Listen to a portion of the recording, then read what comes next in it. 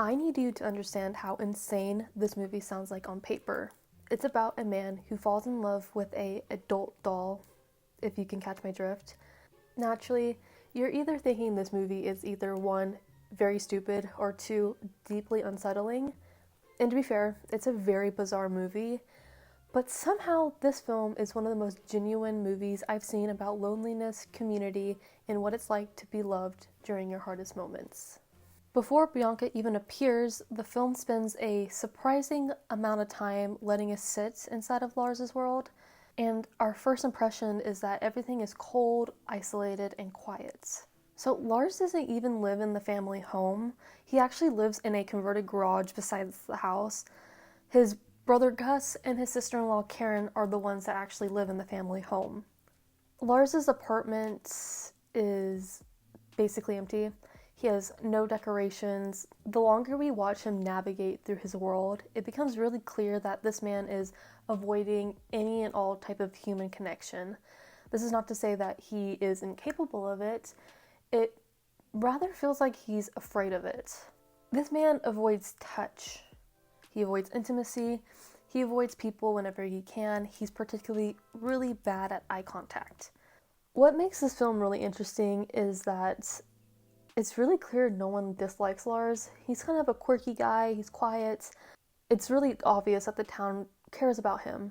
People at work try to conversate with him, people at church greet him warmly. Even Margot, a coworker that very clearly has a crush on Lars, when, we see Margot try to initiate conversation with Lars, he completely freezes up, and I'll show the clip, it's really funny. Lars it's just so clear he's afraid of that connection. He just doesn't know what to do. He doesn't know how to let himself feel that vulnerability that comes with human connection. So just to dive a little bit deeper into Lars's support system before we finally meet Bianca, we need to talk about Karen and Gus. Karen especially, she's my favorite character in this movie. She's great. Best girl Karen. Karen is a very warm and good-natured person. She's patient. She's emotionally resilient. Gus, on the other hand, Lars's brother, he's a stereotypical middle-aged man, if that makes sense. In the screenplay, it's explained that he's ex-military. 6 weeks after a coworker shows Lars a adult doll website titled Real Girl, Lars suddenly announces that he has a girlfriend visiting from out of town. Then we get to meet Bianca, who is clearly a sex doll. Yep.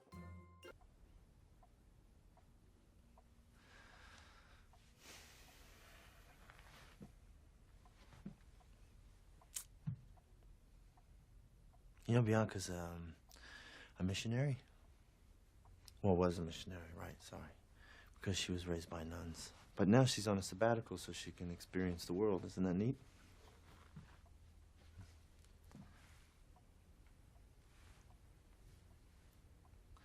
She's shy.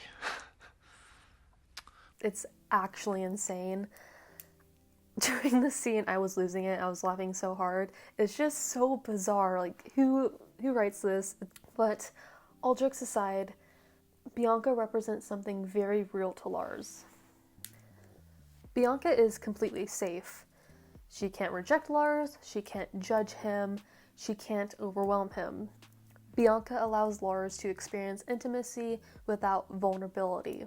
Even the details Lars invents about Bianca are very revealing. Bianca's religious, Bianca's a very gentle person, she's actually a nurse. Crazy detail. Bianca's entirely dependent on Lars. Bianca feels less of a person, but rather a more controlled version of connection.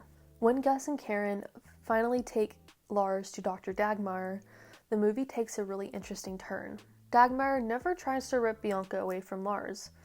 Instead, she steps fully into Lars' reality. Dagmar immediately clocks that Bianca is not the problem, but Bianca is rather the thing that Lars is using to cope. What makes Lars and the Real Girl so emotionally effective is that the town could have easily rejected Lars. I feel like in literally any other story, that would have been the reality. Lars would have become the town freak, Lars and his family would have become isolated, and in that reality, Lars's attachment to Bianca would have become even more intense. What's really fascinating is that Bianca eventually stops only belonging to Lars, if that makes sense. At first, the town interacts with Bianca because they kind of feel obligated. They want to help Lars feel like he's welcomed in the community. But over time, Bianca genuinely becomes a part of the community. People begin forming relationships with Bianca outside of Lars. They invite her places, they defend her, they trust her with responsibilities, such as they vote Bianca on the school board, which it was said in passing, like towards the end of the movie, but it blew my mind. I was literally, what are we doing? The women of the town, they actually take Bianca out for a girls' day. They get her a new outfit, they give her a makeover. Bianca eats those bangs down. She looks fantastic. Again, this doesn't feel like a joke or that they're being forced. It feels like it's coming from a very genuine part of these people. Again, yes, some of the town people have relationships with Bianca outside of Lars, but all of this stems from their love of Lars originally. Slowly, we see Bianca stop being an escape for Lars, and she kind of transforms into a bridge for Lars to re-enter the world. The more Lars reconnects with the townspeople, the less he seems to need Bianca. And for the first time in the film, in what I suspect to be his entire life, we see Lars start participating in life instead of hiding from it. And eventually, Karen says the thing that the entire film has been building towards. People do whatever they want. They don't care. No, we all care. Lars, we do care. No, you don't. That is just not true. God, every person in this town bends over backwards to make Bianca feel at home. Why do you think she has so many places to go and so much to do? Huh? Huh? Because of you! Because all these people love you! Because when you think about it, none of this should have worked out. Lars should have not been met with patience, Bianca shouldn't have been accepted. If things had gone slightly different, none of this would have felt like a safe environment for Lars. And this would have resulted in him being completely alone. And rather than Bianca being Lars's way back into the real world, she would have been literally all that he would have had. By the end of the film, winter has turned into spring. The town feels more alive, softer, and warmer. And Lars finally seems like he's ready to live in it. Bianca eventually succumbs to an illness, which is a whole other story. The town's grief feels very sincere. Again, not because Bianca's alive, but because the relationships and the love around Bianca were very real. When Lars asks Margot to take a walk with him at the end of the film, it's the first time we see Lars reach towards something real instead of retreating into fantasy. I suppose we should catch up with everyone.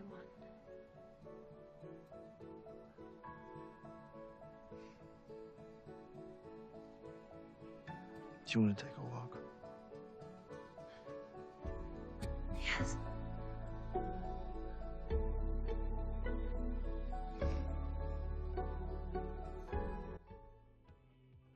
And this time, when he reaches out, someone reaches back. Bianca was never the point. The point is, Lars was able to finally allow himself to feel loved. Again, this is made possible because Bianca was essentially a bridge that allowed him to finally realize he could enter the real world, have connections, and feel vulnerable. Which is insane, considering this movie is literally about a man who dates a sex doll. Anyways, I love this movie. If you haven't seen it yet, I think it's worth your while. It's funny, it has heartwarming moments, the writing is really good, I'm hoping to come back and revisit this topic again another time because I skipped over a lot and summarized it a lot, but there's actually a lot of nuanced interpersonal relationships and like subtle details that I didn't get to flesh out in this video for the sake of time. But for now, that is all. Bye!